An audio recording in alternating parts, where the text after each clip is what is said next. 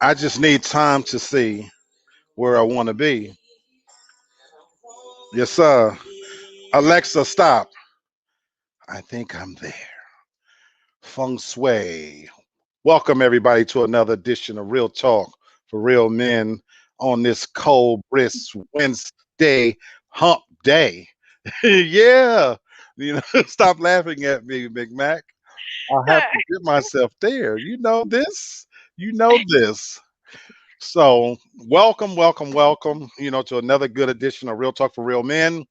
And oh my God, before I get started on the show, I want to wish my sister Sherry a happy birthday. Yes. Sherry is Happy today's her birthday. birthday. Happy birthday, sis. I don't know if you watching or you turning up or whatever you're doing in New York City, having a drink, but toss one back for me. I love you to death. You're my heart. Um, and your birthday happens to fall on the same day with Ice-T, Jim Brown, and Michael Jordan.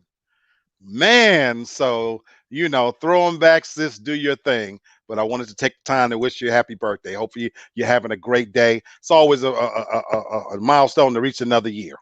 All right, get that out of the way. So I want to welcome everybody to another edition of Real Talk for Real Men. Of course, we're going to be waiting on some guests. I invite you to like my show, comment in the comment section. I'm going to show you the link where you can join live if you would like to. And of course, I would like for you to subscribe if you haven't already subscribed. We do this every Wednesday, every Saturday, at 8 o'clock from 8 to 10. We've been doing this going on a year. So I've got a buttload of content out there. So I would love to have you guys log in. I'm creating a web channel. Got some special things coming up. And so I'm going to be able, for my subscribers, starting next month, I'm going to be able to give out special things, even actual gifts for my subscribers. I'll have random drawings for my subscribers. So the only way you can get in, you got to be in the club. So I need you to subscribe. Welcome, D. How you doing, sweetheart? Hi. What's All up, right. guys? Good. We've missed you. Good. Great to see your I pretty know. face. I Yes. missed you guys too. Absolutely. Well, thank you, sweetie, as always, for showing up. I know you be working, doing your thing, and that you've taken time out to be with us. I love it. I appreciate it more than you know. I'm going to give about another good, maybe 2 minutes or so for a couple of people to join in. With the weather, I'm thinking we might actually have some people who are trapped in, who might be peeking in, who ordinarily wouldn't, because Yeah. with this weather, you got to keep your monkey ass off them streets. So, so, so that's the thing. That's the reason why I love cold weather personally. So I envy some of you guys. I'm here in Georgia, in Atlanta. We got nothing. We had one cold day, which was yesterday, and it was cold overnight, like 25 degrees, and then the day started out kind of cold, and it got up to about 35 or so. That's about the coldest we got. So Yeah. I think it's still snowing here. wow, wow, Is wow. it? That's crazy. So other than that, while we would give a couple of minutes, how are you doing, D? How have you been? I'm good. I'm really good. Just been working, started a new assignment, so just Okay, working. But yeah, everything's good here. good deal. Very good deal. McMac, I know you've got a new assignment on your gig as well. So how you doing?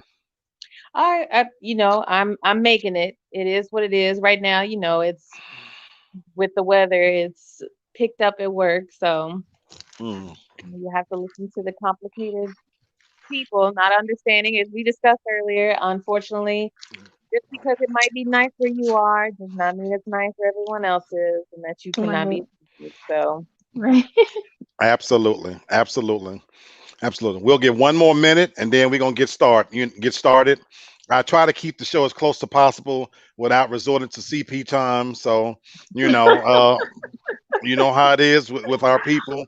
But I like to get Man. into it, and for the viewers that don't know, when I map out these topics, I'm literally prepared, believe it or not, to talk about everything if nobody shows up. yeah. So I Mhm. put a lot of effort into doing this and what I'm trying to impart. So, I prefer guests, but hey, I can always get it cracking, even if it's just me talking. I not only have an MBA, I have a BA and BS. So, you know, I can talk. So we are going to get started. For those that are tuning in late, whatever, you coming on board, tonight's topic, we're going to be talking about what happened to shame. Mm. We're going to be talking about what actually happened to shame. And so, Candace, I'll see you coming, sweetheart. Can't wait to see you joining us with us. So come on board whenever you're here. But we're going to talk about what happened to shame. And as always, I kind of try to let the audience in on how I come up with these topics. My co-host and I, we talk about all kinds of things. So, Tasha, I want you to get us started and tell me the story. Tell everybody the story, and that'll kind of get us into how we got here. So I was on TikTok, like always. I'm always on TikTok, wasting time. And I came across this video. There's a lot of parenting videos on there, and I'll watch them.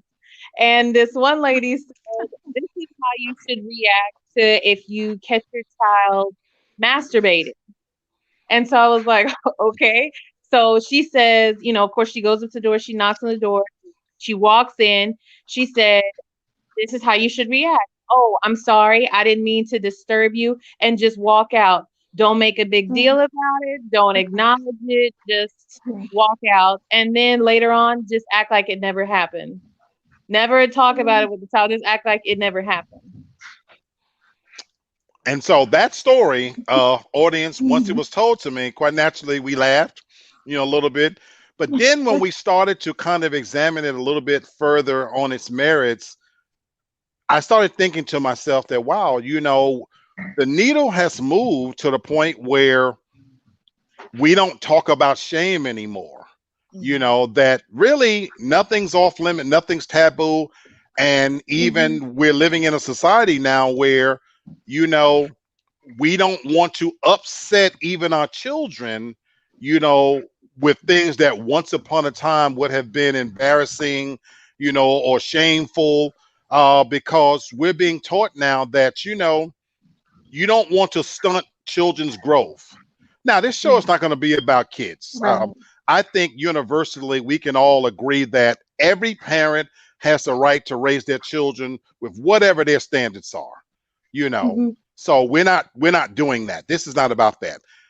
On a bigger scale, what I wanted to bring it to the forefront was talking about that when I started looking around at the entire landscape of where we are, especially how we relate to each other as men and women. Everybody know this is a relationship oriented show. That's when I started asking the question, what's considered shameful anymore? And what types of behaviors and attitudes and what's off limits anymore? Welcome, Candace. How you doing, sweetheart?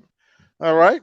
And so that's for me where I started kind of coming to the topic here of like, well, what happened to shame?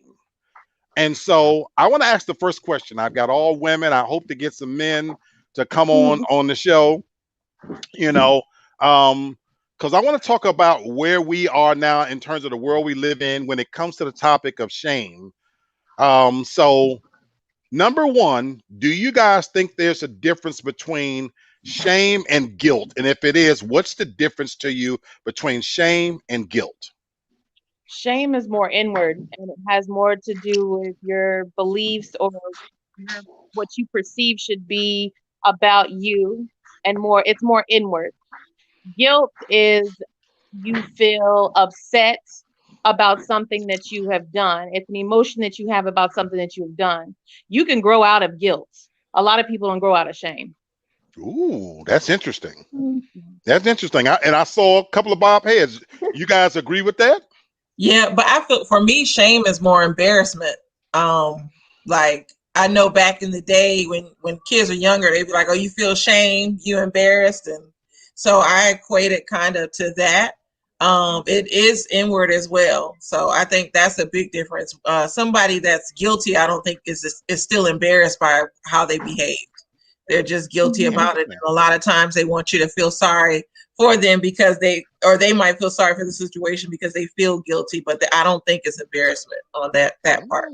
Okay, very interesting because I want to come back to that. Do you want to add anything?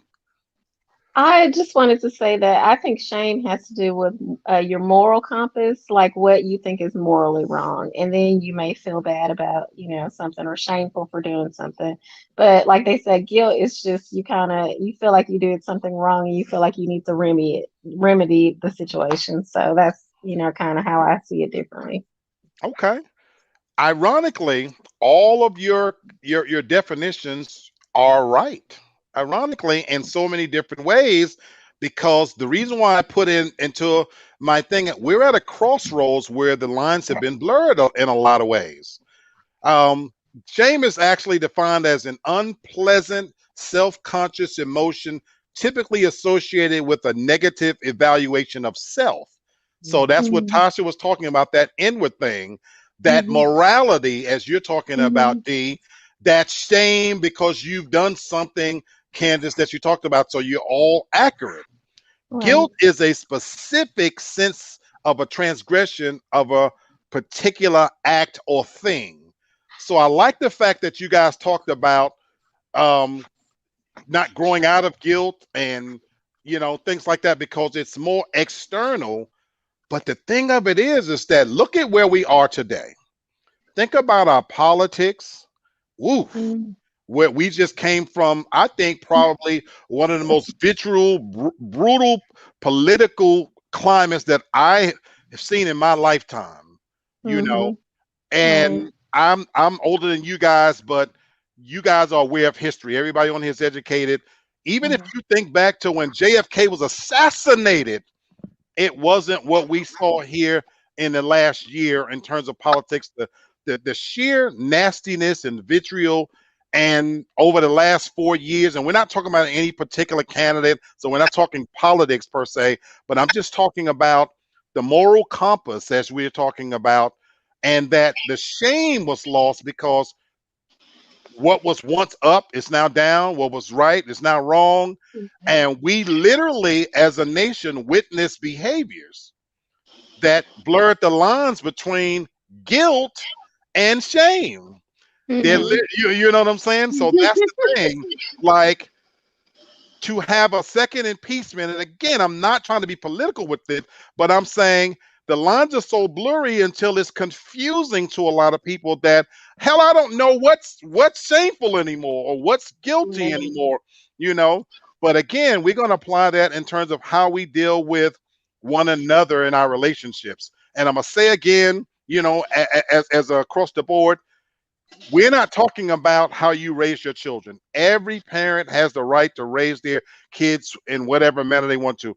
I'm talking about us as adults and how we relate to each other and Mhm. in terms of that. So when we look at pop culture, you guys know, even on this show, on Candace's show, I'm sure you've talked about the WAP video. We have opinions on it. Candace, you had a topic on your show last Friday where we talked about the girl Chloe, and there was a big to do about whether what she did was, moral or not and shameful. And it creates a lot of emotions because I think we're at this crossroads of what is shameful anymore. You know what I'm saying? And so that's where we are. So my thing is, I feel like to examine it closely, I'm gonna take you guys back. Candace, you said about your mom and your past. So we're gonna go back a little bit and talk about those simpler times and where we were. Because to understand where we are, I always think you need to go back and understand the past a little bit. So let's talk about the past, for example. And I know, Tasha, we talk about this all the time.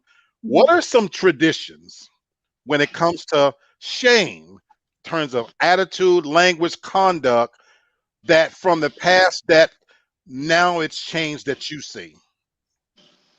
In regards to relationships or Even in general, men even in general. in general, oh man, let's see. I would say,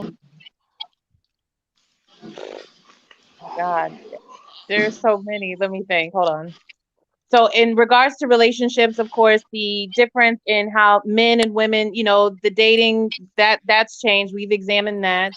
But also how just I would say just common courtesy, just decency in what you would used to do, going out with just simply going to the grocery store, how you would treat an elderly person, things like that. What else? Anything that I would just say was slapped with a label of traditional.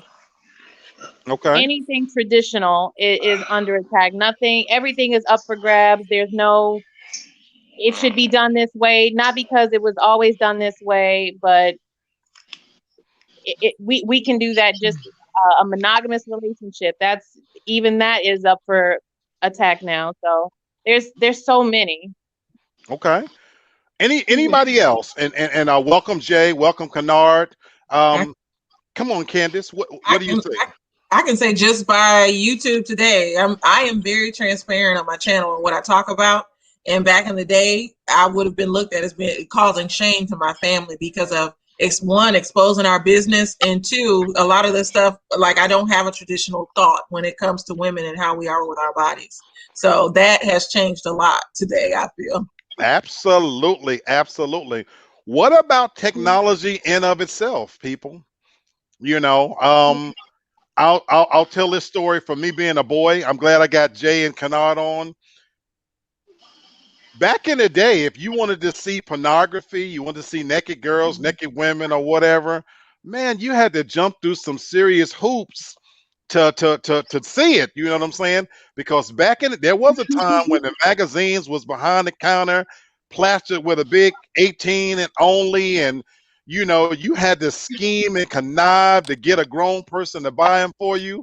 And if you got your hands on a naked magazine, a Penthouse or a Playboy, man, you had a prize.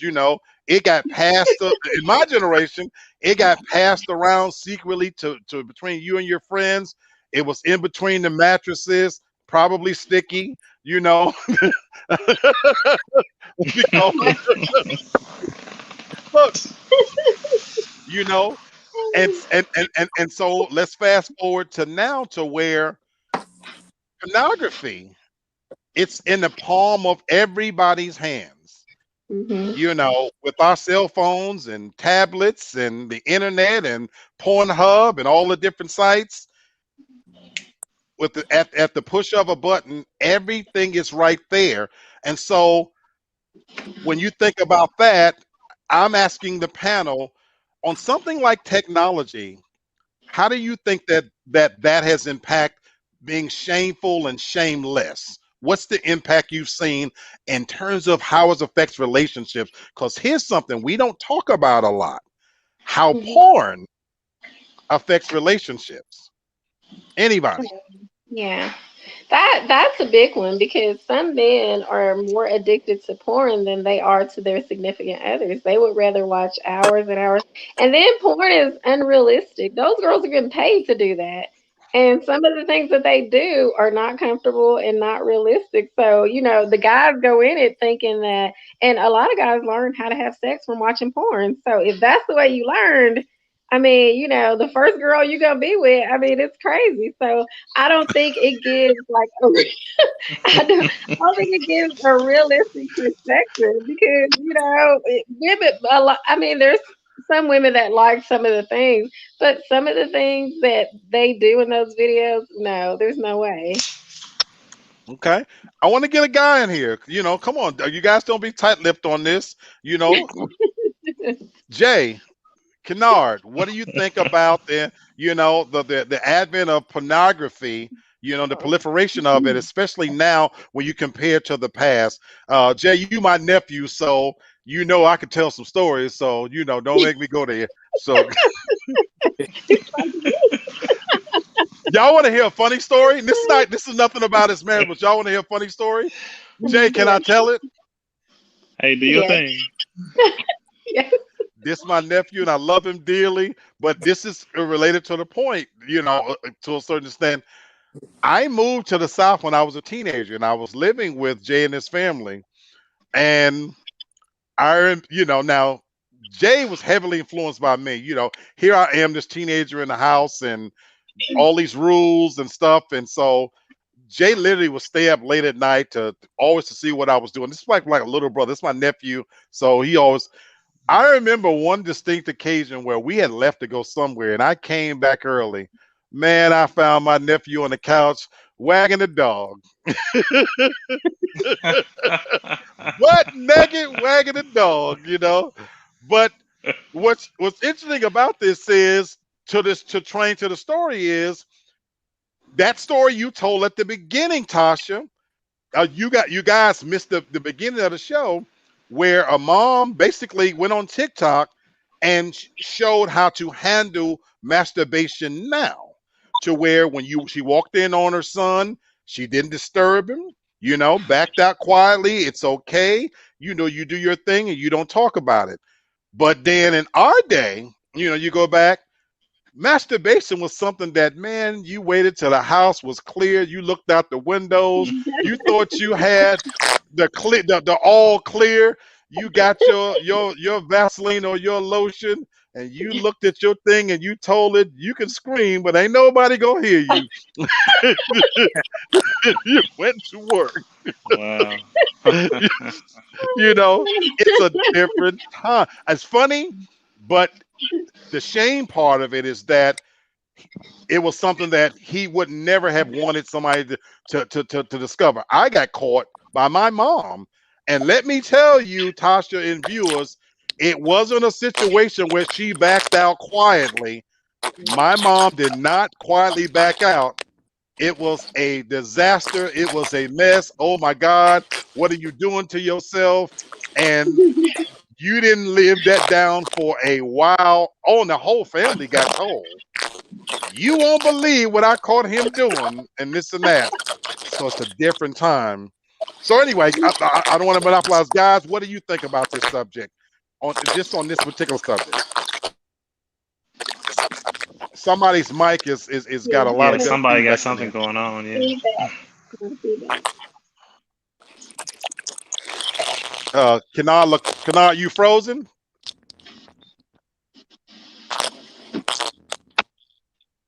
Yeah, I think it's Yeah, I Okay, think so it's he's maybe going to him. go out and come back in. Okay, so anyway, even as we move forward, though, let's talk about again.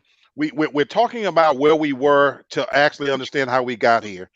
And as I was doing a little bit of research on this, I found a lot of interesting where it talked about how in Western culture there was a time when we as a nation relied heavily, believe it or not, on shame. How many people know what a stockade is? oh, just from reading, yeah. Okay, what is it, Tasha? It what is that the public block that used to be in the towns and the villages. You would have the little, I don't know exactly what it's called, but it'd be set up and you would take people there to punish them. Right. It was actually a device, believe it or not, where you put your head and arms in, and you probably seen it on movies before, and they slammed it down on you, and the public literally came forward to ridicule you for whatever transgression you had made. In many cases, spit on you, throw food on you, throw piss on you, this and that, you know. And this was done publicly. How many of you have seen the movie Scarlet Letter? Oh yeah. Right. Mm-hmm. You know, and so if you know the story of Scarlet Letter, the it was she had an A in had to be worn by her at all times because she had committed adultery. And so culturally, that was considered such a crime that back then you wanted the entire public everywhere she went to understand and know that this was a loose woman. You know, even you think about the Bible and how they was chasing down Mary till she fell at the feet of Jesus. There was a time all the way from biblical times where actually shame was used actually as a form of conformity. What do you guys think about that? I think Well, now, like, part of it is like the celebrity has taken the shame out because look at like Kim Kardashian and the ones that have made sex tapes, like there was a time where that would have ruined a woman. No man would have married her, blah blah blah.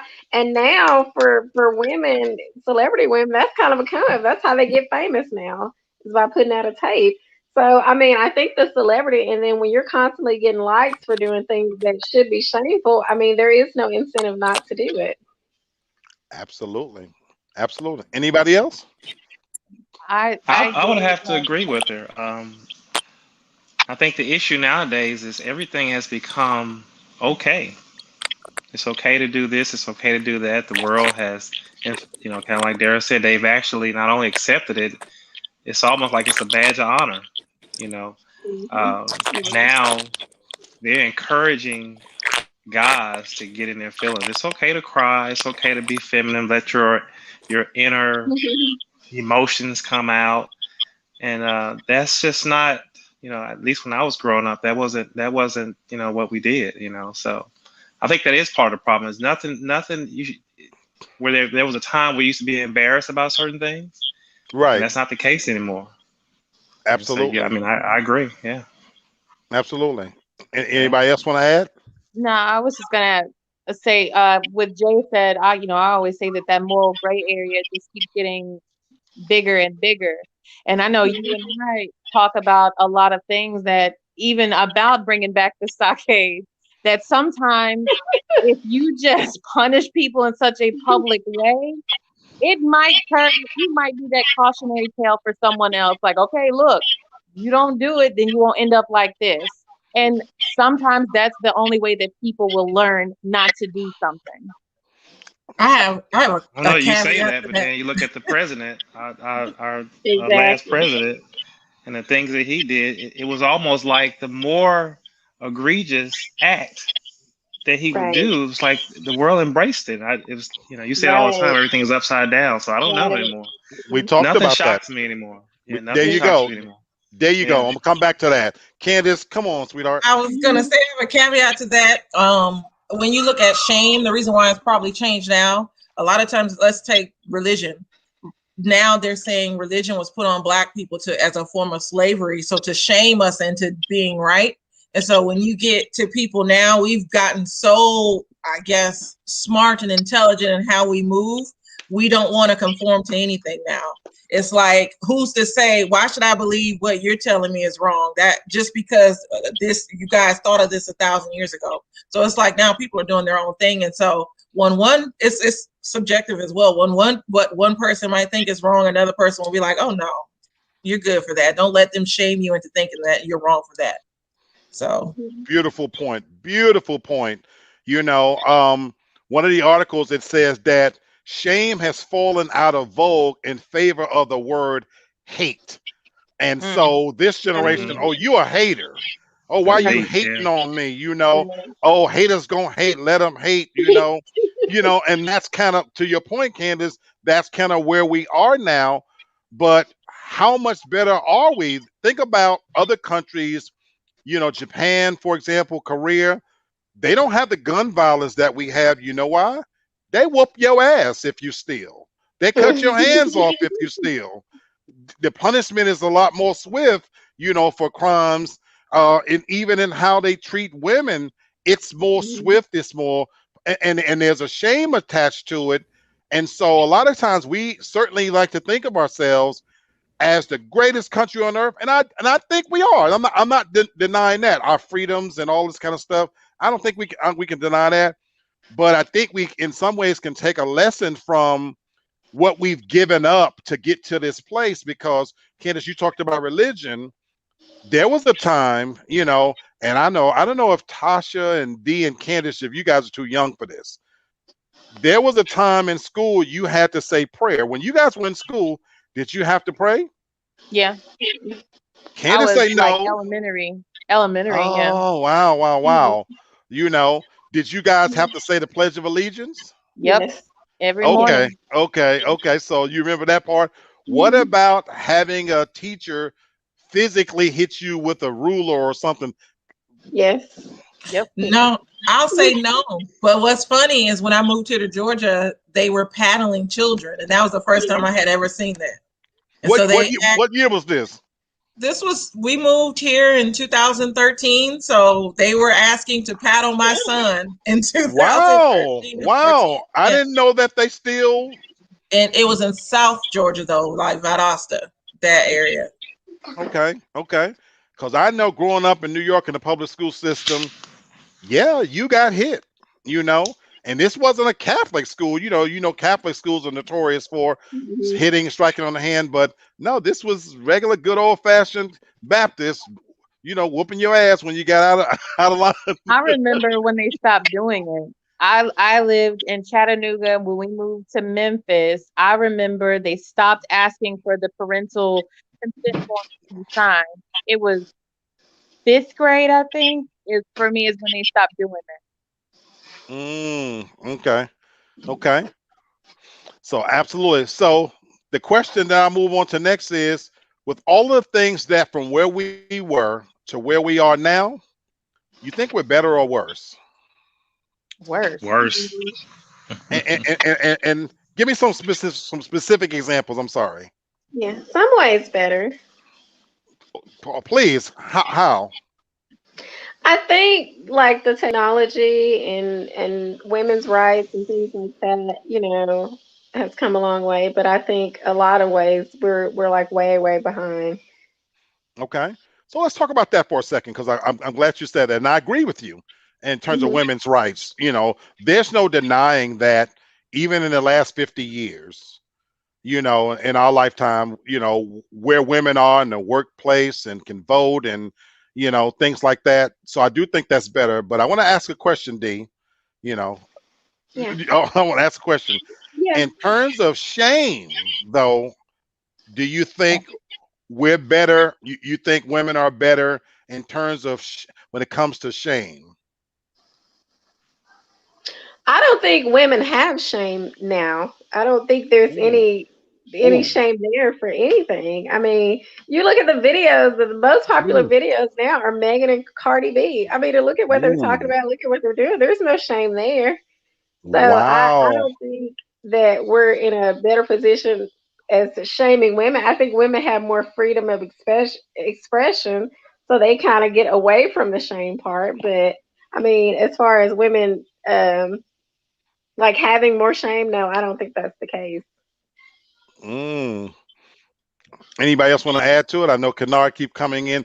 Uh, can, when Kennard comes on, tell us something. Anybody, Kennard, you don't have to lock out, even if your mic is kind of acting up. I think when I mute it, it takes a lot of the static out. Kennard, look like he's But nodding out. he's frozen. It's the connection. I don't know You why think you think it's connection? Yes. Okay, okay. Because man, I want to hear your input, but right now I don't hear any static. But if I do, sometimes if I just mute the mic for a little while, so I don't want you to have to keep going out, man. We want to get you in here, you know. But in what? So in what other ways do you think we're better or worse for I where think we the Well, are? you mentioned corporal punishment. We Right, talked about that earlier, right? right. So now these kids, they know that they can't touch them in school. When I was growing up, not only did you Mhm. get a paddling in school, when you got home, you got it even worse. In fact, my dad came up to the school one time because him and the principal, Mr. Daniels, were actually they was really close. He called him. He said, "You go out and do your thing, and I'll be there in a few minutes." And then I got it. I got it twice. So you had. I'm serious. I mean, that was the thing hmm back in the day. You went to the principal office, they was calling your parents. And so, we didn't have as many, I would say, disciplinary issues that these kids, that the teachers and administrative staff have to deal with nowadays because of that fear. And it was shameful for your parents to come to that school. It was shameful for you to have to go in there and get paddled and come back to the class limping. but Absolutely, now, but absolutely, now there's no shame and absolutely. there's no fear because they'll tell you can't. They say I wish you would put your hands on me. And then these young parents nowadays they back it up and don't put your hands on my child. You know how that goes. So that's in my opinion that's one way that it's gotten worse. The school system. Let me ask you this then, Jay. So having gotten paddled and going through that, how did that affect you in terms of how you view women? or In or regards did to it paddling, or did it? Yeah, corporal punishment in general, or did it have any effect on you? Do you think it has had any effect on how we view and treat and deal with women? well, I guess I can correlate that again. When I was growing up, you couldn't talk to women disrespectfully. You know, the things that I hear these young guys how they talk to girls nowadays in front of adults, Mhm. that Mhm. was that was non-negotiable back when I was growing up. You know, Right, that was a respect level that you had to, you know, when it came to the females, you know, whether it right, be girls or women, you know, you have to give them a certain level of respect. right. So you know, that would be my answer to your question. Yeah. Let me ask it of the panel in a different way. And Jay, you think back to when your time when you might have gotten paddled. How many girls got paddled to your recollection? And that's a question for all of you. If you've experienced that, how many times would you say that girls got the paddle? I can't remember very many girls getting paddled. It was mostly guys. Why? Why? Why? They didn't. Their behavior didn't rise to that level. Mhm. It Now really didn't. Now, I got and paddled what's so once in funny? school. What's so funny is nowadays, because I actually have female I'm friends that are going somewhere. teachers. I'm going somewhere with Mhm. They this. say they have more problems out of females than they do the I guys taught. nowadays. It was the I exact taught. opposite when I was in school. I taught. But now it's the girls that are fighting. It's the girls that are acting up in classrooms. That's where I was going with Yeah. this. D, you said you got paddled once. What in the world did you get paddled for? Well, I can see why she got paddles. You know, she. Okay. How old were you when you got paddled? I was in the sixth grade. Okay, no, so that probably wouldn't count. What did you do to get paddled? Just out of curiosity. Yeah. Her mouth. It was a group. It was my mouth. It was a group thing, and it involved some boys. And when they asked me about it, I told them it was none of their business. And so yeah, it was my Hmm. mouth I got you. I got you. for I sure. got you. I got Jay called it Tasha, you got it 100%. too, did you? Tasha, he asked you, did you get it too because Oh, of your mouth? oh, hell no, not because my mouth. Mm-mm. I know in school I never got in trouble in school. I never. I knew better. No, And my Oh, dad okay. did not play that. No. and that's where I Yeah. was going with this Yeah. in all on this particular subject. I remember getting mind you, now I was a straight A student, smartest students, and I still got paddled for not paying attention like once or twice, because back then, if you're in the line, you're not supposed to move or something. I think I moved, and they set an example for the school. Like, oh, I remember when the principal paddled me with a couple of paddles, the whole school was like, oh, oh Yeah. shoot, Yeah. they got Freddie. You know what I'm saying? Because I Right. was like that was like the real sign. But to my recollection, Jay, Kennard, Tasha D, Candace, I cannot remember. I cannot recall a girl getting paddled because there was a time when your behavior as a girl, as you were taught from home, I love the way you put it, Jay. It never rose to the occasion to get that far. There was Mhm. a time when if you could look at a girl sternly, and talk to her with a deep voice, that was enough. That was enough. Yeah. That was enough. But somewhere in here, what's going Yeah. on, Terry? What's Somewhere going in on? here, all the videos. Somebody talks about TikTok on the videos. All you see way more girls fighting than you see boys. Right. And I Mhm. taught 11th and 12th graders at a charter school. I can tell you with 100% certainty, boys are funny. Boys are a lot of bravado, and a lot of them is they're big as you are. But when you say, look, you get up on them, girls don't back down. Their Mm-mm. attitude is like somebody said earlier, you can't hit me, you can't put your hands on me. How dare you? And Mhm. I knew in that moment, I used to want to be a teacher. I can't be. I knew I couldn't be a teacher for two reasons, and this is the God honest truth. I knew, as far as the behavior from the girls Mhm. in terms of discipline and the sexual overtures, that came from girls is unreal. And even when I moved here to Atlanta, you know, when I lost my job at ITT Tech and I had to do substitute teaching, I was teaching a 7th grade class, and the things that they came up to the desk and said to me, if I could, my face would have turned red because it's unreal. And this is coming from girls. This is Right. actually coming from girls. And so that's where we are in a sense. Welcome, Top Cat. How you doing? You got anything to add? And Kennard, still waiting on you. We can't hear you. Yeah, I would like Jay to wake up. That's why I joined. So that'd be nice. And to tell him I had Oh joined my earlier. I heard God. about the little story. I'm glad. I mean, we lived in the same household, so I'm glad I wasn't there. I was asleep that night. Whenever you called him. So No, Terry, you just want wasn't to put even in that the out there. house.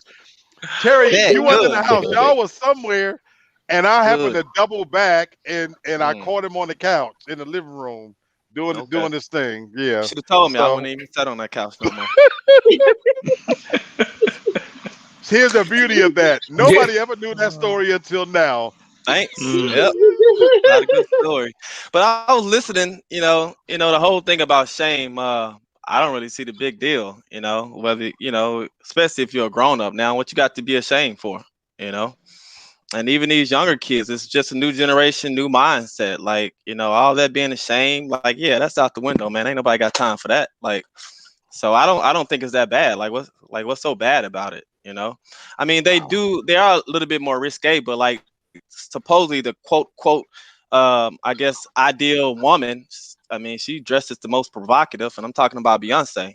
So you can talk about Rihanna and all the rest of them, but if you seen her latest ad, she got a whole ass out, and she bending that thing over. It's actually pretty nice if you look at it.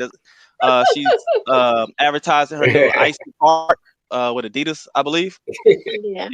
And Yeah. so like it's always been there. Like look at Janet Jackson, she nasty as hell too. Well, I shouldn't say nasty. I take that back. She's open. Yeah, I shouldn't say that. She's open. So hey, what's Yeah. the big deal? I love that these women are so open nowadays. It's easy. Like So I got a question. You said uh it's no big deal. So how yeah. would you feel if my niece, your daughter, did Mhm. something like that? Yeah, when she gets to that age, like what can I do? I might not approve of it. I might don't It's like not. It's it. not a question of what you could do, but how would you feel about it? Do you think that'd be okay? No. So what No. age are you Mm. talking about? 12. Well, you're That's talking what they're about the way doing now they on TikTok. right, 12, 12, 13 years old, and they 15. start Yeah. twerking and wearing certain clothes and Yeah. and uh, using certain type of language. I mean, would you be okay with that? Since you say it's not Um, shameful, it's not shameful conduct. hopefully, as long as she ain't having sex with multiple partners and stuff like that. Hey, man, if she want to dance and twerk, you But supposed to what do you twerk. think that leads to? Yeah, but that's gonna lead to other things. Yeah. Right. It really Well, yeah, does. it has to lead to that. I mean, eventually, that's what it's supposed to lead to. But you hope that they wait to a certain age, and so twerking ain't nothing but a maiden dance. So, So you for as want her, your 13-year-old daughter mating? I would hope not. But shit, my parents and my grandmother, they was mating at 13, 14. So, you know, hopefully she don't. My deal is hopefully she makes to be 18 without getting pregnant and without having sex. But like, how many people on this panel did it? So, you know, um, hopefully she'll wait to 18, at least 16. But if not, hey, what can I do? I do I my I I, best. I I love the realism he's printing out Right. there, and that's his views. Right. And because I'm gonna ask the panel a question in a second, but I want to ask you a question as a parent, Terry, especially of a daughter. How old is your daughter? She's 9. 9 years old. So, do you take her shopping to get clothes? Yep, sure do. Okay, so what's your standard in terms of what type of clothing she could wear? In terms of, is she allowed to get a belly button pierced? Can her stomach be out? Can she wear poom poom shorts? I guess I'm lucky so far because her mom is not like that. And so she No, no, no, doesn't. no. Okay, no, no. So let's say she said, "Well, Dad, I want that. I've seen that in a video, and I want my belly button." And where do you stand on where do you draw the line on how she could dress at her age? Man, that's a tough question because you have to see her. She dresses in tights and she doesn't show her stomach or anything like that. But if she switched it all of a sudden, it'd be a shock because that's not her personality. I would try to hopefully push her off as long as I can, but she's too young Why? for a belly button. Why would you try to push her off? Push her off that standard? Because I like hoes, I just don't want my daughter to be a hoe.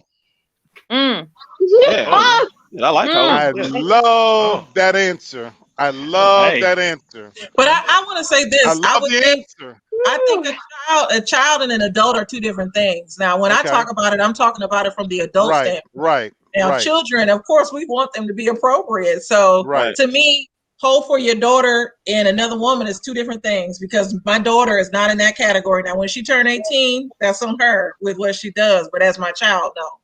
I Thank got you. but you, That's and Candace, and but you who do make a you good think the point. children? But who do you think the children are looking up to? Those Well, children are aspiring to there's be like the adults, the Beyonces, the it, Rihannas, and as the a Cardi parent, B's. as my child's parent, it's up to me on what I expose my child to. And so I know people say that they're exposed at school and all that. My mother could have did the same thing, but Terry or Top Cat, I get you guys all mixed up.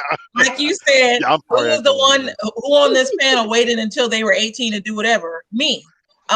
Due to the fact that my mother had me at a young age, so she kept us very busy and stuff. Like, yes, so and so might have been doing this at school, but I knew after school I had to go to violin practice. I had swim, I had this, I had that. So it's all about what you choose for your child.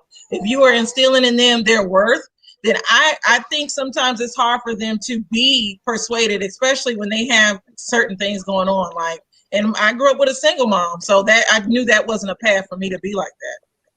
So Okay. it's up to I don't that know if I parent. can I can get on board with that whole mentality because the fact that we are adults, we should hold other adults accountable because our children are looking to these other adults, particularly these celebrities, on how they dress and how they talk and how their way of life. They idolize that. And you can't be with these kids 24 hours a day. They actually have more influence. I don't care if they're in a Catholic church and they go to church 16 hours out of a day. All of their friends are saying, "Girl, it's okay." The world is saying it's okay to dance like this, to do these things and dress like this. And then you're saying that, well, no, she's a child, she's an adult. It's okay for the adult to do it, but I'm gonna teach my child something different and hope that she doesn't turn out like that. Yeah, That's just I agree. I don't think that's a I realistic way mean, to look at it. I know you might not think it's realistic, but that for me, that's my opinion. I can't tell an adult how to run their life and the choices that they make. Now, if Beyonce wants to run across America shaking her ass and showing it, that's her it's nice. business. But It's really nice too. I But want to. No, I'm I not want to saying let. you the thing can't Hold on. about it, Hold on, tell guys. her I how to want to let do it. Darcel in here. But I we want talking to. about that shameful act. I'm sorry. Go ahead. Yeah. Yeah, no, that's why. That's why I wanted to get Darcel because you also have a daughter. What do you? right. Where do you stand on this, D? I'm gonna say sex sells. We know that. But if you ask any celebrity, Cardi B, Beyonce, they don't want their daughters doing what they do. So that excuse that these celebrities, our children look up to, the people that are doing it don't even want their own kids doing it. So you're gonna allow So your what? daughter to So what be does that say, D? That they would make a video right, selling WAP, but right, these same celebrities now will say right. definitively, I would not let my own daughter watch this or behave like that. What does that say? You are in charge of your children's moral compass. You lead the way for them, not a celebrity, not these people on TV, not whomever. You set the standard for them. So what you do in your house is the first thing they see. So my children don't. I listen to Cardi B, but my children don't know who Cardi B is, or my children don't know who Beyonce is. But when they get 18 or older, then they can decide for themselves. But as long as I'm in control, they will never see things like that. and I have a question for the men. So, are you telling me, let's say you're a man that just goes off cheating and do whatever? To me, that's the same thing as being shameful. So, do you expect your sons to go off and cheat now that they've seen you cheating? Because children know about their parents Perfect cheating as well. question. Perfect question, because I want to tie that in with what was said by Terry and Candace that we all didn't wait till 18. So she brings up a good point. So Mhm. I can answer that one. I'm assuming that me, Tasha, Kennard, DJ, we all screwed before we was 18. I'm assuming you know. Mhm. And so, but I'm gonna give the men a chance to answer first. Kennard, Top Cat, and me. So to her question, all of the stuff we've done, you know. So Candace, you're saying, do we think our kids for would go up to? We expect them to do the same thing. Top Cat, you can go first. I would say, I mean, everybody's different. You know, I seen my auntie take my cousin, her daughter, in clubs at 14, 15 with a fake ID. I seen a cousin in Palm Bluff smoke weed around her kids. And not my cousin in New York, she didn't grow up to be this clubbing person and all wild, even though she been going to clubs since she was 15. My cousins in Palm Bluff, they didn't grow up smoking weed. They hate weed, even though they was around it all the time. So it affects people differently. I used to be a very good boy or whatever, and you know that, you know. But I seen my uncles, my brothers, they was all cheating. I'm like, well, if they all cheating, I should cheat too. And yeah, and I switched to the dark side. Okay, Kennard, come on, man. You come in here. Your wife asked a good question. What do you feel? Can you can y'all hear me? Yep. Yeah. Mm-hmm. Can y'all hear me? Am I breaking up? No, we No, can we hear can hear you. you. Oh, Shay, wake damn, up. man, I'm doing pretty good tonight. No, I'm Paul. All Okay. right. Okay, so I mean, when we talk about like, not necessarily just cheating, when you talk about alcoholism, you know what I'm saying, like drugs and all that other shit, like you exposed to a lot of things when you are younger in a certain way, good and bad. I was exposed to like a wide. My grandfather was like the ultimate orator. He was the ultimate, you know, guy's guy. He was educated. He had a great job. I grew up in his realm. But then on the flip side, I had cousins who was on drugs, that was smoking weed, that was hoes and all that other shit.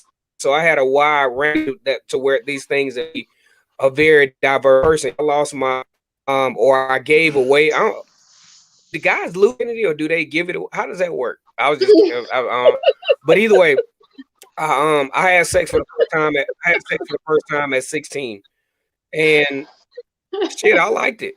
And after that, I was the straight A student, the guy, you know, the nerd ass guy, the football player. I still was, but shit, I like them guys too.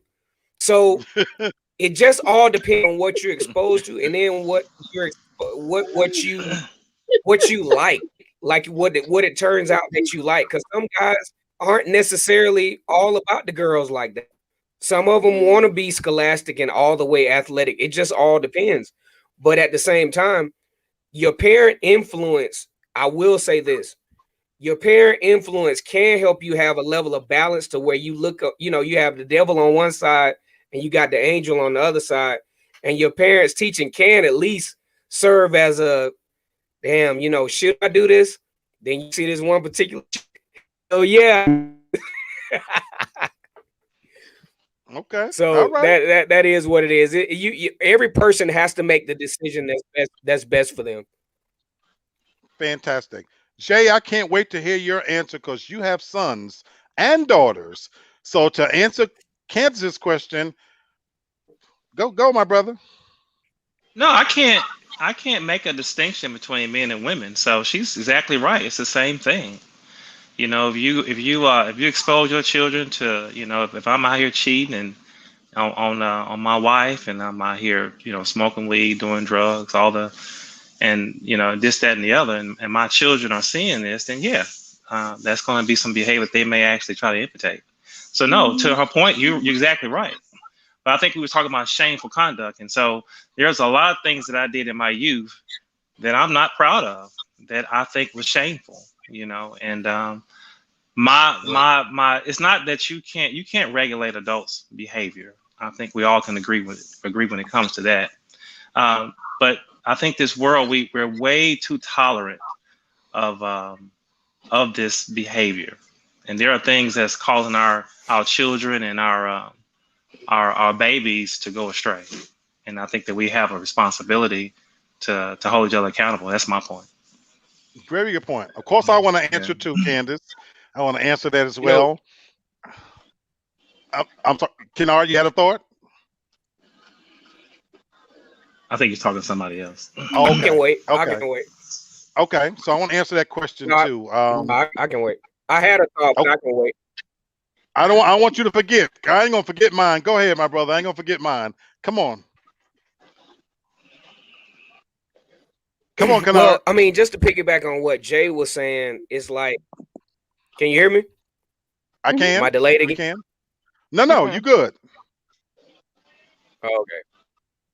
I was about to say I got to get out of this hole, man, because I'm always delayed down here. But I want either whatever you way, drink. Give me some of um, that. I know, right? when when I think of topics, man, I think about Martin. He had this speech called "A Not Midnight." He was talking about like how the world is starting to be kind of like a dirty shade of gray, to where everything is kind of on the there's no real ground as to what's right and what's wrong. Everything is just a dirty shade of gray. It's whatever you care to interpret it as, and that level of accountability, let's just say back from when we were growing up, Slack and Top Cat, y'all appear to be a little bit younger than me, but it just seems like that accountability is just not there anymore.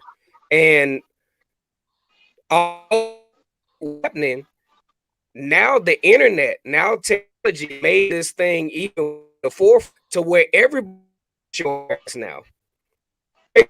Because once it's gone viral and all this other stuff, there's nothing you do about it. And that, I think technology, and I think how easily accessible the buffoonery is just going to keep going. And the bad part about it, most of us on the panel are slick entertained by it when we see it on the internet, seeing people do all this crazy shit. So I Right. mean, Very good point.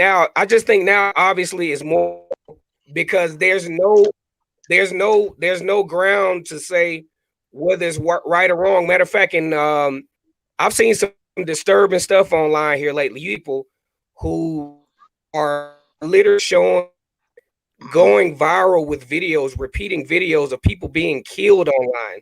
And you see the Mhm. comments in the sections.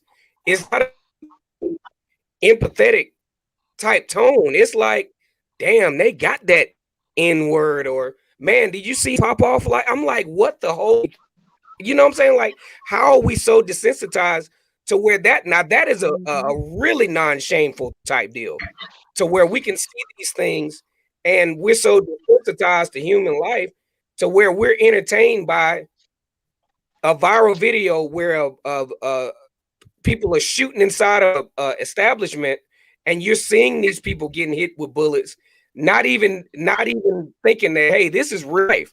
We're so desensitized to where when we see things on a tube, we think it's entertainment when it's actually real life. And I Mhm. think that's where the lines have been kind of blurred here. Okay. Okay. Let me get in here. Let me get in Right. here. And I agree with everything that's been said. And Terry and Candace, you guys bring up some fascinating points, which is what I said from the beginning, and right where Kanar left off. The lines has been blurred so much. But to answer your question, Candace, I like what Jay had to say. There is no difference, and you cannot regulate adults' behavior.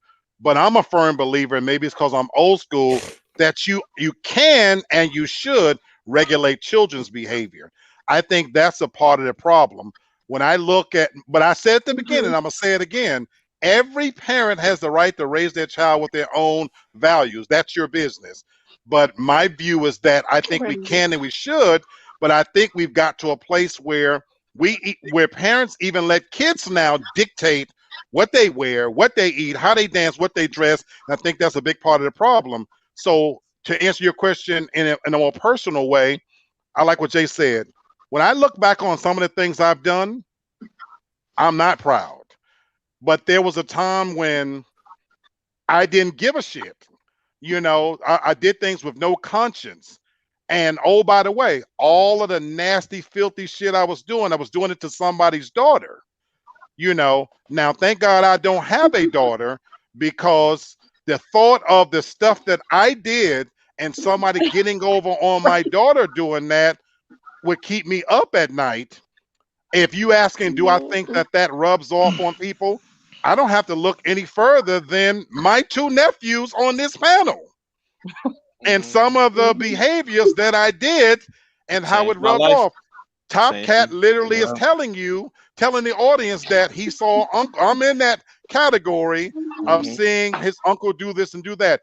My nephew Jay snuck out for over a year, coming over late at night when his parents were asleep, Hmm. sitting up in the house with me, and Yep. That's why you got literally, put out too.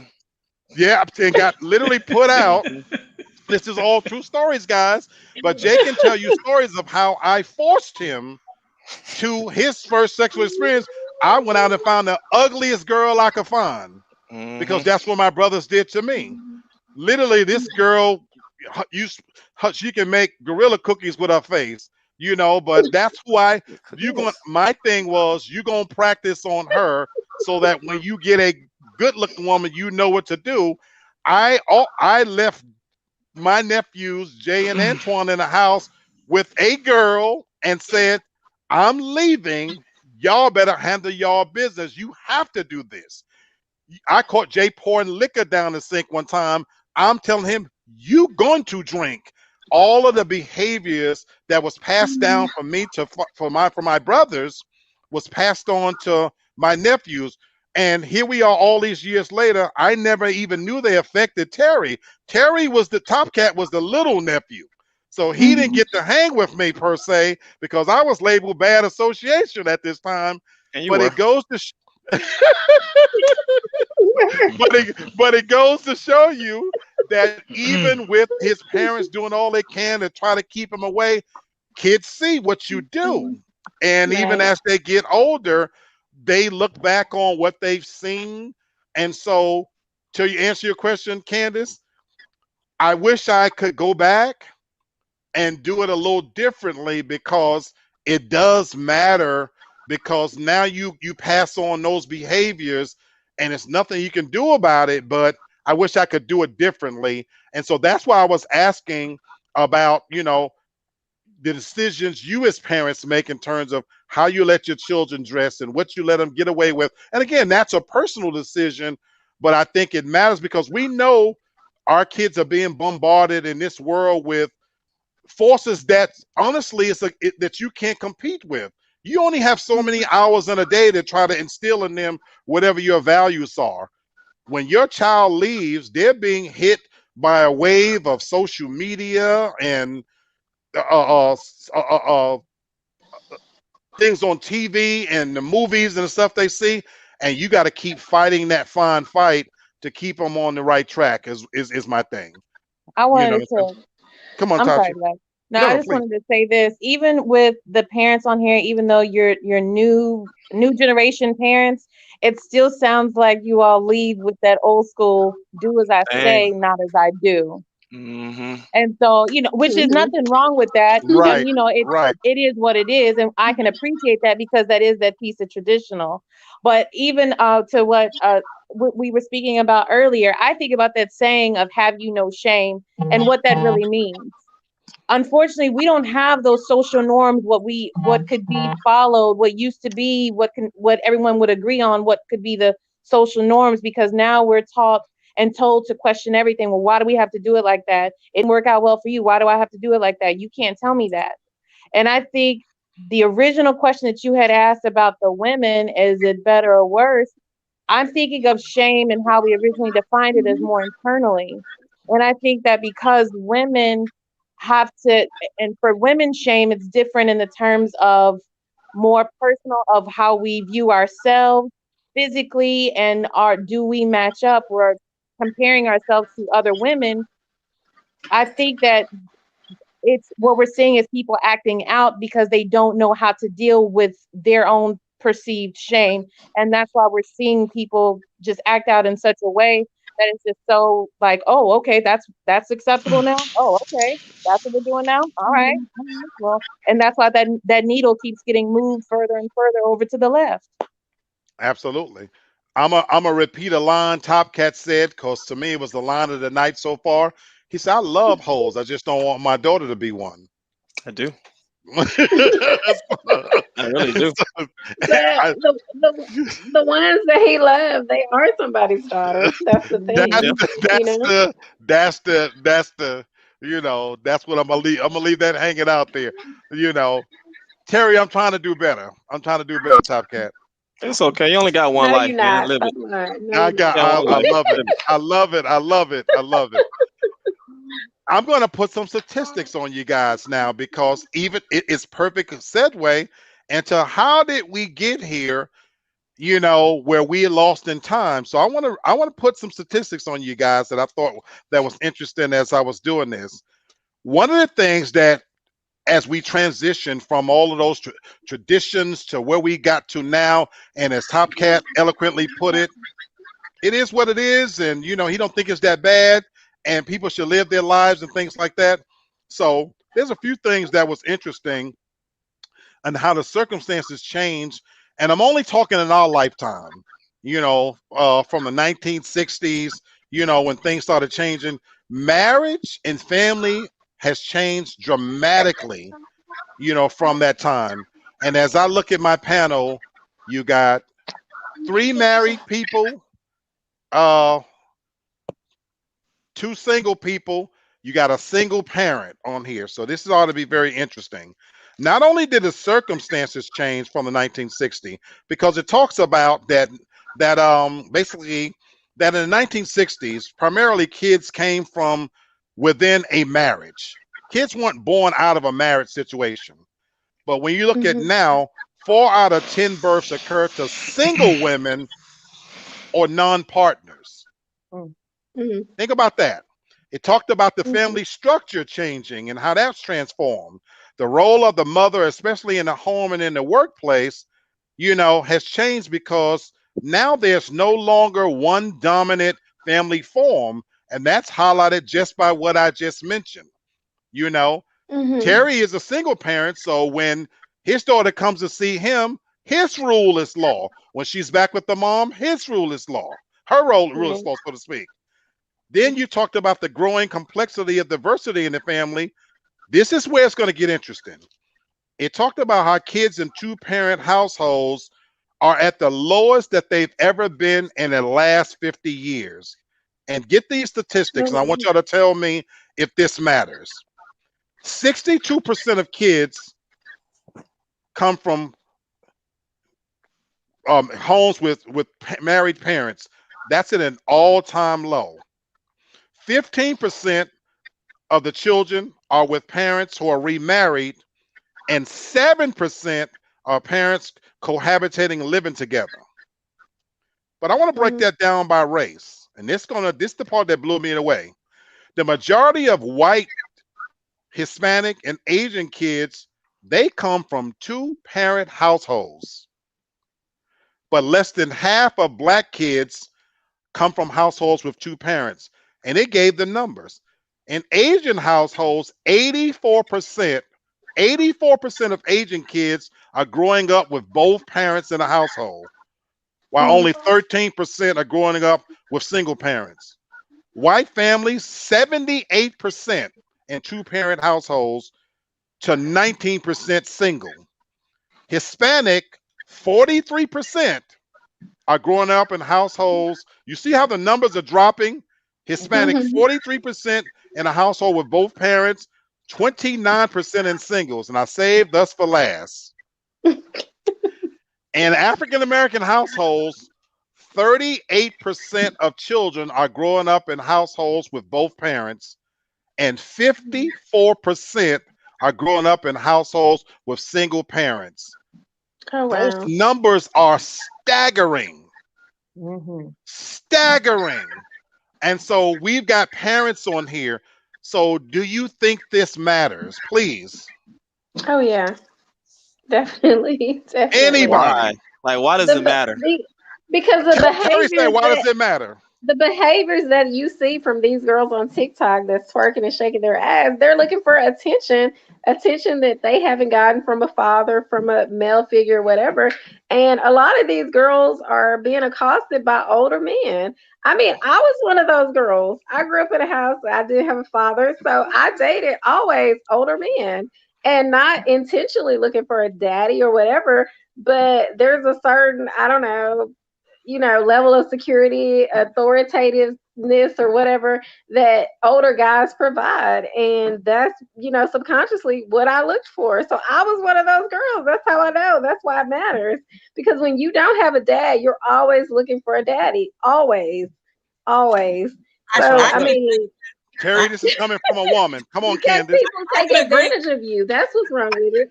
I can agree with that. Even though I did Older men everything, take advantage of you because they yeah. know. Even though I did everything later and going through my therapy that I go through now, because I have to speak to somebody, my therapist told me as an adult, because I've always been in long relationships. I've been married before, then I had my son's father, so all serious. And she told me, you've never been able to be just you and figure out your boundaries because you've always been looking for this other person or this security from someone else. So though I waited late in my adult life, I've never been like single for a long time. And so Wow. that's played a part that it affected me that way. Wow. Tasha, because I want to say my nephews for last. Mhm. I want to say my nephews for last. Tasha, you grew up in a two-parent household, and you have the benefit of also being, mulatto. Mhm. So, yeah, I mean that with love, Yeah. because no, and so you guys know, I don't say that in jest. I Right. say that in a sense that I think you could bring a unique perspective to it because you kind of are a balance between two different cultures. When I give those numbers, I think your perspective can be important. So what do you think about that? It is staggering. But it does explain a lot. For me, I knew it was different growing up in a two-parent household. Not a lot of people that I went to school with, they didn't have both of their parents, at least not in the same house, or the father wasn't there at all. You could see and how the girls were, the difference of the girls, of how much more open they were, the sometimes the even volatile relationship that they had with their mother, because for some reason at that age, teenage girls and their mothers go through that phase of I fucking hate you and I hate you and I don't want you in my house. And if there's no father there a lot of times to balance that out, it can get really ugly. And so they're coming to school with that. But now as far as being in a mixed, growing up like in a mixed house, it was it was different, but I would say it was different in the sense that, okay, like not all Black families are like that, but also with the way that my dad is, he's the head of the household. So it was very much, I could see my grandmother's teachings in him, and he brought that as far as discipline, Okay. tradition, and all of that. So to hear those numbers, it makes a lot of sense, and it makes me very, very sad for these children out here who don't have both parents in their lives, because it's so critical to their development. It's so critical. Thank you. Comma Dizzy, those numbers are real, 54%.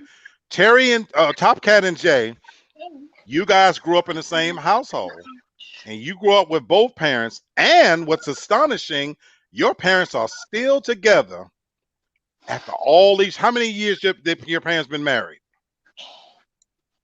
Terry, how old are you? 42. So 25 or 26. No, they've been married over 40 years. You 42, so they been married like four. They got married. Let's say Oh 40 yeah. plus. When I was Yeah, 40, born, they 40 were between married. Yeah. 40. It's 40. 40, Yeah, like 40 plus 41, years. 42. Yeah, 40 40 plus plus years. years. Now, when Terry hears those numbers, he says it doesn't matter. Jay, does it matter? It matters. Yeah, coming from a two-parent household, having kids that's raised in an environment where you have a mom and a dad, it matters. It matters. You mentioned earlier about TikTok videos and your daughter, doing X, Y, and Z. As a father, if I even to this day, and my daughters are grown now, when they come home, whatever, and they joking around, the horse playing, tear, they go to being the noble. I say, oh, we're not going to do that, you know. But they're grown now. But They when they grown. were younger, I wouldn't tolerate that. I didn't want to see that. I would always say Right. that's not ladylike, to a Right. certain extent. So, and same thing with boys. Boys, having that father figure, and having that person to say, okay, I had to go one time with my son. They had skipped school and they got caught. So they called all the parents, and when I got there, I hemmed him up, and so that, I mean, seriously, and I did it purposely. Right. I did it for the other kids to see. That no, we don't do that. We don't do that. So I think, at least from my experience, growing up in a two parents household, having kids, and them having, the mother and the father, I think it makes a difference because I've seen children, and quite naturally, everybody's different. Right. You got kids that grow up in a single parent household and they grow up and be a model parent. So, Right. you have exceptions to the rule, but I think that by and large, I think some of the issues we're having today is Right. because a lot of these kids are growing up in a single parent household and they don't have that father figure or that mother figure to fall back on. And they're looking for that. And oftentimes when they find it, that person that they find it in is not always the best example. Beautiful So that's point. just those are my Beautiful point. experiences. The foundation. Top Yeah. Cat. Top Cat. Come on. For you, why does it not matter? Yeah, I don't think being married helps. I mean, like, No, not married or two parent well, households. But go ahead. well, like, what do you mean by two-parent household? So I'm Yeah. assuming they Well, they married. all talking about marriage. Yeah, they They all under talk. the Okay. same roof. I mean, Uh as long as you got, you know, I mean, my ex, obviously, we're not married. I don't want to be around her 24/7. So, and my daughter's fine. I mean, I think she's fine. I don't know how she's gonna turn out, but I don't really see the difference. So, I was born in a two-parent household, and they're very church-going people. Right. And it was very strict. But I also seen kids grow up in these strict households who their life was so strict because of their two parents that they couldn't wait to get out there in life and explore. And when they got out there, they was wild as hell. You know. So I just really don't think it makes a difference. Everybody's talking about marriage, but I think that's like the old school approach because the new approach, like, it's not a man and a woman. It might be two men or two women. So Absolutely. so that Absolutely. does that apply But too? But they're married. it's not about living under the same house. It's about the family structure. That's what you're giving to your child. It's not just, us living in the same house, because you have people that are married that should not be married, and it's very toxic. We're talking about showing your child that family structure where there's a supportive dad and a supportive mom, and dad is showing you how you want to be treated as a woman when you grow up because he's doing that to his wife, and mom is showing you the kind of woman that she wants you to be because she's setting that example. That's why it matters for the two people. And then your daughter is going to learn how to interact in a relationship, because if she's seeing a healthy relationship, that is the goal that she's going to want for her relationship. She's going to be like, man, my dad was a bomb and he did this for my mom, and I'm not accepting anything less than that. But when you have a separate household or a broken household, or a dad that's dating multiple women, or a dad that's mistreating women or cheating on women, then the daughter finds that acceptable. So that's the reason why it's important. It teaches them like what they should attain for. It's not just about, having two people under the same roof. It's about setting the example for how you want your children to think in their relationships. I want to ask Top Cat a question. Cheryl Perry. I hate that damn name. Tracy, get your damn name on here for real. Tracy. Tracy says it matters. Then, Dizzy says it changes the reflection of our community. It shows the number that society has done on us as a people. I want to ask you a question, Cherry. Growing up in that two-parent household, what do you think it affected your values personally to grow up in a household where you saw a dad that worked for a living, that provided for a living, that set examples, a mother that kept a meal, kept a clean house, was respectful, even though they're religious? And you're right, not the most religious people in the world, that kids can turn out to be the worst. But what I'm asking is, growing up in that household, in that environment, where you saw a functioning marriage together, where there was love and respect, because I don't think you would deny that part. There was love and respect.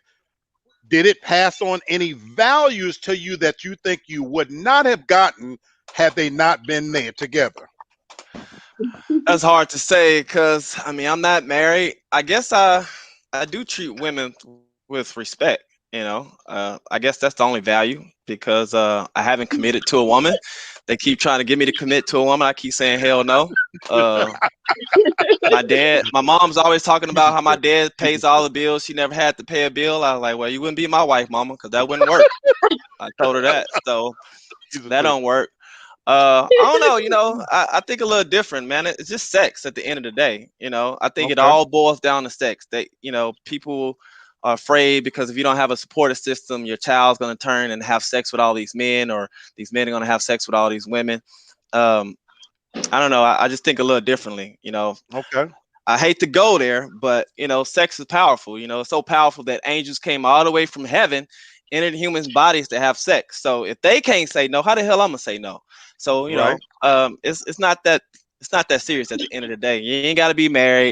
You ain't gotta watch your body count. Just hopefully you don't get nothing you can't get rid of. Okay. Here's what I love about Terry. I love this dude right here. His independent thinker and everything. And again, this is my nephew, my youngest nephew of here. Um, I I love your independence. I don't agree with it, and I think a lot of it is a little misplaced. We're not talking about sex. We all love sex, and like you said, you make a powerful point. You know that that that that, We all that love fucking. we What yeah, it is. right. Yeah, maybe I'm a But little lost. I don't see. that furry bank, it was enough to entice angels out of heaven. So I agree with you 1,000%. But that's a different That has circumstance. nothing to do with What are we having a talking So about so then? single so Like, parent household. that's what I'm saying. So let me finish. So because I know you, I firmly believe and I see in you the values that was instilled in you by both your parents. mhm. So even though now as a grown man, you knocking these holes down, and I'm right there with you because I've been there. But what I will say is this: I don't think you learn to be the parent you are if you didn't see your dad be that parent. Oh yeah. I don't think I Good don't think point. the res- Yeah. I don't think the respect, because even as top cat and you knocking these holes down, you do it with a sense of respect. You're not beating on women. Mm-mm. Yeah. You're not twisting nobody's arm. You're not raping nobody. You Mm-mm. know, I would hazard to say that the lessons that you learn from watching dad, from observing mom, has made you much better at scheming these holes into the bedroom. So I think the values and lessons that you learn from growing up in that two-parent household, it makes you, because let's take women off the table. Let's take sex off the table. When you Mhm. walk in a room and how you carry yourself, how you talk, your work ethic, those are things that came from that unit that you grew up in, I believe, because I see your dad in you and I see your mom in you and all of your brothers. So I think that you're discounting a little bit of what was passed down to you. That's my observation. Jay, you his older brother, what you say? I couldn't agree with you more. Children are like sponges. And Mhm. oftentimes, when you're growing up, there are things that you're absorbing that you don't even know that you're absorbing. Right. And as you get older, yeah, and I agree with you. My brother has always been, in fact, he get his independent thinking from my father. My father has always been an entrepreneur. He's never taken a person, when someone tells my dad, well, no, you can't do this. He said, well, why can't I do it? In fact, that's his motivation to figure it out. So no, if this person's doing it, I can do it. He's had his own business, and the list goes on and on. So I really attribute his level of independence and his mentality from my parents. He probably even realized that. But going back to what I was saying is that his values, the way he treat his daughter, the way he go about his life, the way he carry himself, comes from that foundation, whether he That's wants to admit it or not. right. You know, Okay, I wasn't so thinking about it in that light. So Okay. yeah, you're both right. I was thinking about it for it's like choosing your mate. No, no, no, no, no, no, no, no, I no, ain't no, you even no, talking way no, off. about no, no, work Yeah. ethics and values and all that. Oh yeah, no, my no, no, father's an entrepreneur. Yeah, so no, no, no, no, no, no, no, no, no. Like you said, Cherry, they can only get you to a certain point as an adult, and then you're gonna make your own decisions. I think each and every last one of us, when we get to be grown, we gonna do our own thing. You know what I'm saying? And so I'll even tell my little story. Y'all know I didn't grow up with a dad. The only father figure that I was exposed to was your dad. And that came to me late in life. I was a 17-year-old kid. And for the first time in my adult life, I got an opportunity to observe a stable family unit, because I grew up in an environment where fighting, cussing, all of that was normal. You know what I'm saying? So my thing was, my values up until that point came from my older brothers. The two brothers that are no longer with us on this plane, Yeah. everything about me comes from them, actually. You had one, y'all talk about the angel and the demon sitting on your shoulders. One was an angel who told me, keep your head in those books. Don't let the white man rule you, and you got the education is the way out, and you don't be like these niggas out here and blah blah blah. And he took me to ballet and museums, and every chance he got, he was drumming it into me to how I speak and this and that. So, that's the angel on my shoulder. Then I had the devil on my shoulder, the brother that was a drug dealer and a thug, and a gang member. And he's taking me out with him, and he literally choking hoes, kicking them downstairs and whatnot, screwing them and whatnot. And they loved him to death. And I'm watching this lifestyle, and as a kid, I'm caught between these two worlds, and trying to take a little bit from both of them. And then, the brother outside of that, I had a brother that had his own place, and his literal motto I get from him was, it's not the beauty, it's the booty. That you got to sleep with the ugliest girls possible to do your thing. Now, my two oldest brothers, I didn't get too much from them. They were gone. But so now here I am springing out into the world as a 17-year-old, all this shit in my brain. And I get down south, and then all of a sudden I'm plopped smack dab in the middle of a religious situation where there's family meetings. You got to eat at the table at the same time. You got to go to these meetings, and any family problems, they got to be talked about all together and this and that, And so those were things that were foreign to me. But I can tell you this, the lessons that was instilled in me was, if your man don't work, he shouldn't eat. Because this man, your father, was the hardest working man I ever seen in my freaking life. Oh my God. He never stops. You know what I'm saying? From the time his eyes open up, he's working on doing something. You know my famous saying, Uncle Freddie? What? I'm glad God only made 7 days a week, because if it was 8, my father would work us 8 days a week. That's we used to wake us up in the morning and we would work. Then we would go to school. Then we would come home, we would work. Father. It was some Joe Jackson type shit, like some Jackson 5 type shit. No, y'all think I'm laughing? They have to go to work too. Joking. I'm not joking here. Watermelons, okay. Get your watermelons. We stole watermelons. We dug ditches. We climbed on roofs. We sold pecans. This is literally cars, him daily. Houses.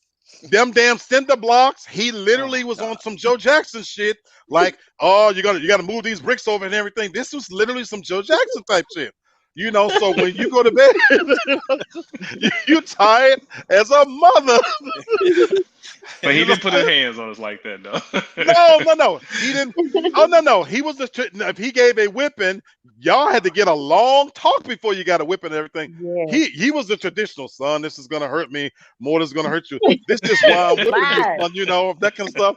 Oh, it was a trip to me. I grew up watching this, but we laughing. But the beauty of it is, I swear to God, I put this on everything I hold dear. I got married at 21, and all of a sudden, I'm a husband. So now I'm expected to know how to lead a wife. So guess who example I'm taking from? The only example I could take from was how he treated my sister. The love and respect he treated my sister with is all I could. That's the best example I could take from, to try to treat my wife that way. And again, I failed in a lot of ways because I'm young. I don't know any better. This all lessons came. I came in Harold in life at 17. I'm married at 21. So I failed in a lot of ways, but I can sit here and say, even now at 53 years old, my work ethic, it didn't come from, I'm sorry to say this, I'm sorry if they're watching this, my work ethic didn't come from my brothers in New York. It came from your dad. That whether you're sick, whether you're tired, whatever the excuses are, get your monkey ass up and go to work, because you got to go to work if you want to eat. And if things have to be done, I'm not one of those dudes that have to call somebody to hang a picture, to do this and do that, because I lived and watched a man that if it had to be done, it had to be done. You know what I'm saying? Now, my lessons of cooking, those came from my mom. So those lessons that are taught to you, like you said, Jay, they're being putting you whether you even realize them or not. So all of the thing you're angry about as a kid, then you get to be an adult and you realize I can cook better than most women. When I was married, I did all of the ironing, the shopping, the vacuuming, the cleaning, this and that. So I'm so appreciative that I was exposed to that. And so to the point of shame to this conversation, yeah, you know what? That same person, he taught me a lot about how you carry yourself as a man out here in this world. So guess what? Do you know in my prayers to this day, you know what I pray in my prayers to this day? That I do not bring shame to myself, my family, and my God. That's the prayer I pray to this day. And those were lessons that was taught, thank God, from watching somebody in a unit where he raised you guys. And even though you got grown and y'all made mistakes and done y'all thing, but I still see his influence in y'all. I still see your mom's influence in y'all. I'm sorry. I had to say that. I'm sorry. You know, I got to say that. All right. Right. Let's get down to as we close out, you guys, because the question is we've covered a lot of ground about what shame is, whether, you know, where we are and how we got here. Can we get back to a place? It really comes down to where we value shame, because maybe we shouldn't get back to the place. So I want to throw one statement out there. And Terry, I want to start with you. Okay. The statement is the standard you walk past is the standard you accept. Ooh. The standard you walk past is the standard you accept. Mhm. Ooh, that's deep. One of the councilmen or senators that was here in Georgia, Elijah Cummings, he died. One of the Mhm. pioneers of the civil rights movement. And he had a saying. He said, when you see something, say something. I don't know Say if you something. see him talked Mhm. about that. Hmm. And so where we're at now, in terms of all these things going on, the standard you walk past is the standard you accept. What does that mean for you when you think about it as applies to shame? Um, I guess kind of like in our religion, where they say bad association spoils useful habits. You know, I mean, because when I hung out with all my friends I grew up with, the hustlers, the pimps, the drug dealers, yeah, I started doing some of those activities. I really Yep. did. You know, but then when I, finished college and decide to hang out with some of my coworkers who were married and trying to get promoted at work and had their own businesses, my interests definitely changed a whole lot. And so, Wow. sad to say, my closest friend passed away and my other homeboys in jail. So, Wow. all the people that I used to hang out with that live that lifestyle, they're all gone now. So now I just hang out with entrepreneurs, and so yeah, I just have a whole Wow. different mindset. Wow. I didn't know that. Okay. Sorry to hear that, man. Yeah. Sorry to hear that. So, Okay. And anybody, Candace or D? What was the I question? My kids have been doing a Oh, lot. it was a statement that as where we're at now, when we think about shame and how it applies and all those things, the standard you walk past is the standard you accept. What does that mean for you? See, I guess I look at it different than Terry because Mm-hmm. I can look at it as, say, somebody being abused or something, and I just walk by and let it happen, and that means I'm okay with it. So that's how I view it. Like the whole, and I know you might hate this, Lee, the whole R. Kelly situation. Mm-hmm. For many, many years, people allowed him to hurt these people, and they were okay with it. So, I mean, to Mhm. me, they're just as guilty as he were. The I parents agree with you. parents I as agree well. with you. Yeah, I that's agree right. with you. I agree with you. Let me keep saying this 1,000 times. I love that man's music. I don't love the man. Yeah, I love his music too, but unlike you, I have not listened to him in 2 years. I So can't I can't give him up, Candace. I can't give that man up. one I'm sorry. Not his one day, music. Not his music. yeah, Not his music. one day I'll listen again because I miss his Right, music. I love R. right. Kelly. I just love his music, but I agree with you 1,000 Yeah, because you nailed it on the head. Tracy, I'm not calling you Cherry Pari. Tracy says, by not voicing dissent, you silently agree. Stop laughing at me, y'all. You just called him out. Because I hate the freaking name, but okay. Tracy says, by not voicing dissent, you silently agree. So the point you just made, Candace, you're right. Not only should R. Kelly be locked up, all the damn people that stood by and let it happen. Why didn't you wait till Michael Jackson is dead and then talk about if you saw kids being sneaking in and this and that? Don't stand by silently. So I actually agree with you. You know, anybody else want to comment? Again, the comment I'm making, the statement is the standard you walk past is the standard you accept. Yeah, I agree with it too. I mean, we as people have to say something. I mean, that's the first step in shaming people. When you see a 12-year-old twerking, be like, "Where your damn mama at?" I mean, you know, or where your daddy at, or something like that. And I think too, and I'll say this for the women, we, you know, when we expose ourselves in, like, you know, I guess a situation of confidence, that is not a place for shame. That is not a place for insult. That is not a place to throw back, you know, hurt or whatever. If I tell you something in confidence, which I feel like this group is, even though we're sharing it on live, I feel like you guys are family and we share things. I don't think that, that's the place to bring up something that I've told you in confidence. So the things that are said here need to be kept between us. And, you know, that's another thing of shame. We can't do that to each other as women. We need to keep those things to ourselves. Beautiful point. Beautiful point. Jay, wake up.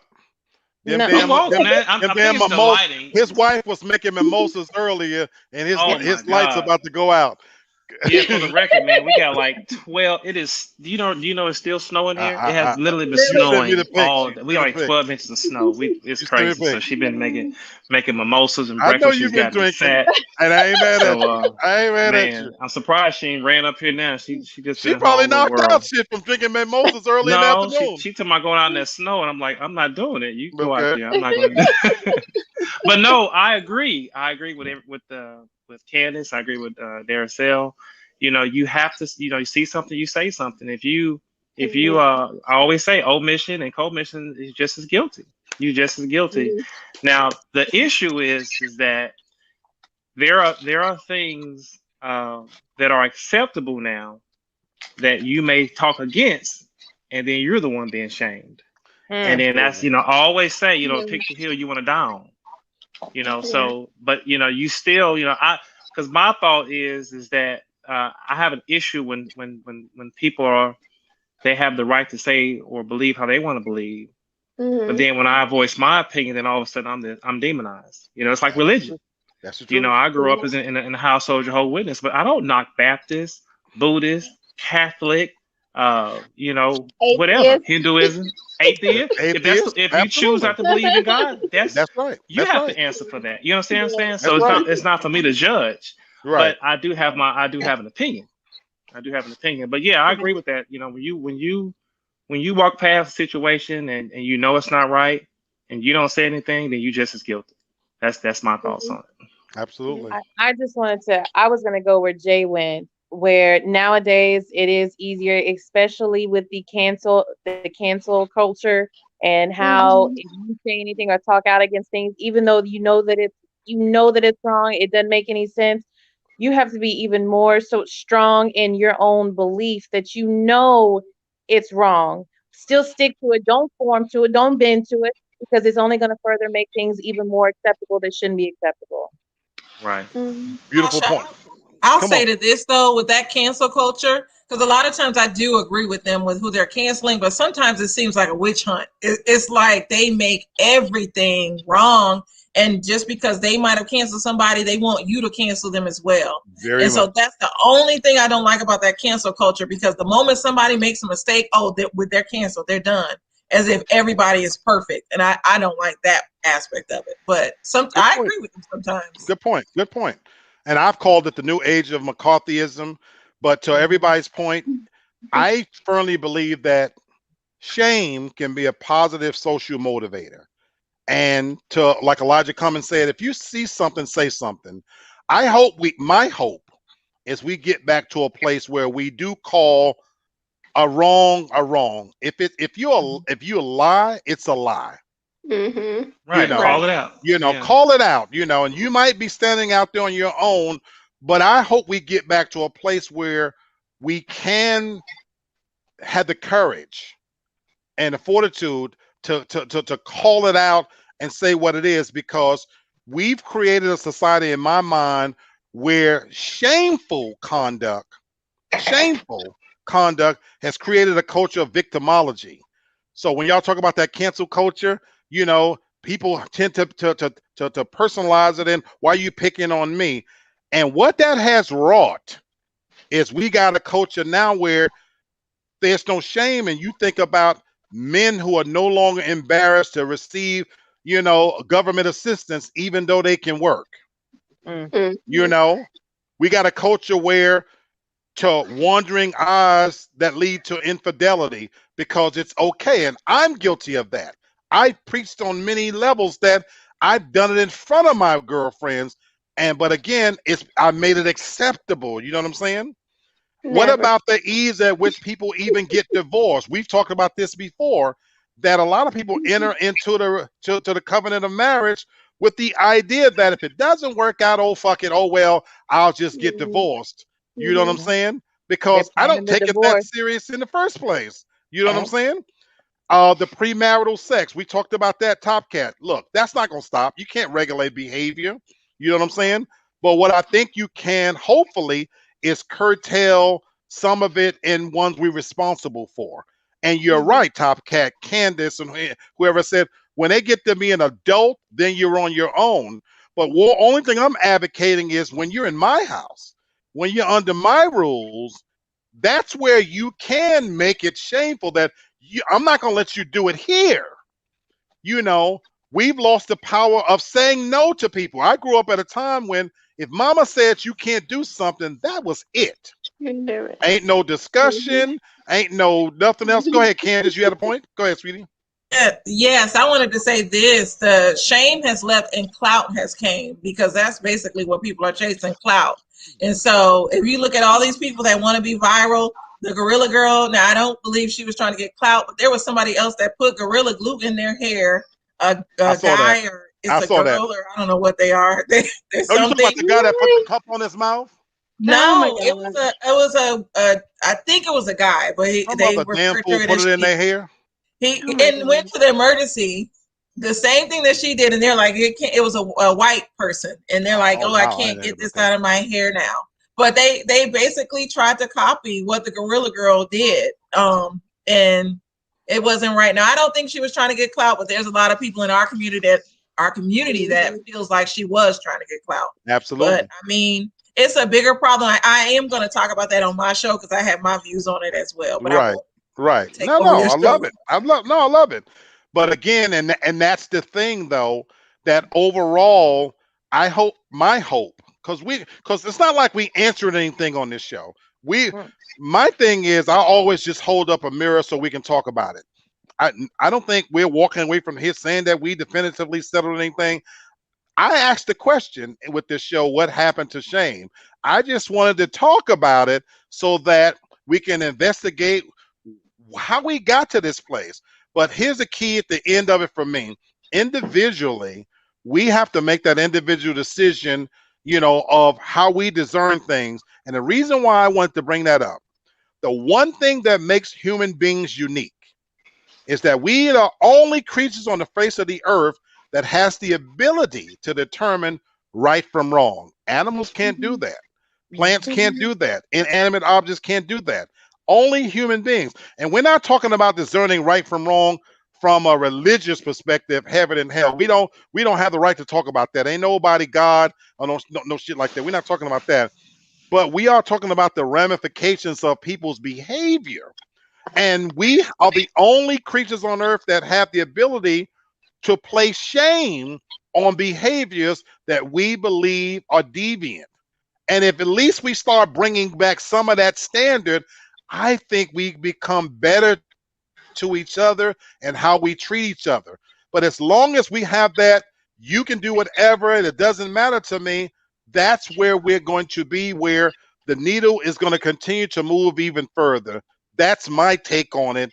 So I'm done on the subject, as we say. I got all of my points in, and I'm 16 minutes early. Anybody got any last things they want to add?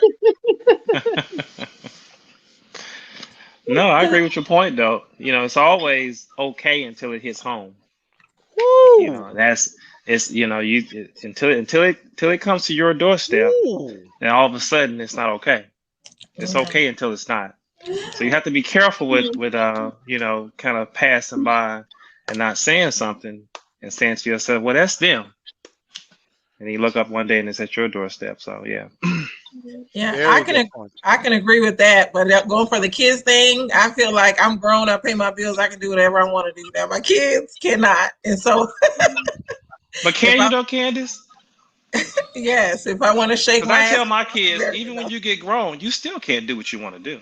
Oh, Think about that when you say that. Be careful. When you say that, well, I guess maybe you declare when you say you can do what you want. What do you mean when you say that? What can you do? It's subjective because it's like I mean, I feel like I can do the things I want to do.